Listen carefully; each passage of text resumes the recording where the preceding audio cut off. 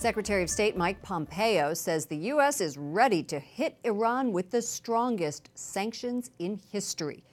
But the U.S. is willing to come to the negotiating table if Iran stops supporting terrorism and gives up its nuclear weapons. Correspondent Wyatt Goolsby was there when the Secretary laid out a list of U.S. demands. He joins us now from the State Department. Good evening, Wyatt. Good evening, Lauren. Secretary Pompeo is taking a hard stance. He says the Trump administration's plan is to put more economic and military pressure on Tehran. In his view, that will ensure, quote, Iran has no possible path to a nuclear weapon ever. Mike Pompeo blasts Iran during his first major speech as Secretary of State. We will track down Iranian operatives and their Hezbollah proxies operating around the world, and we will crush them. Iran will never again have carte blanche to dominate the Middle East. It comes on the heels of President Trump's decision to pull the U.S. out of the 2015 Iran nuclear agreement. Pompeo says the president wants a better deal. Iran will be forced to make a choice. Either fight to keep its economy off life support at home or keep squandering precious wealth on fights abroad.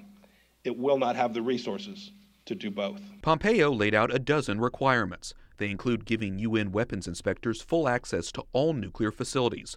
Also, Iran must stop supporting terrorist groups like Hezbollah, Hamas, and al-Qaeda, and withdraw its forces from Syria.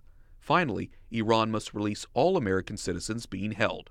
Niall Gardner, a conservative foreign policy expert, supports the new strategy. It's no longer just fixated upon the Iran nuclear deal question.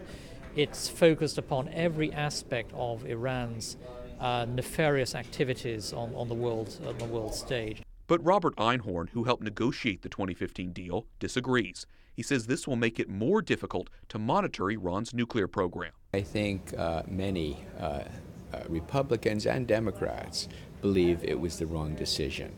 That there's very little upside. We're not going to be able to put effective pressure on Iran, but yet we've given Iran the freedom.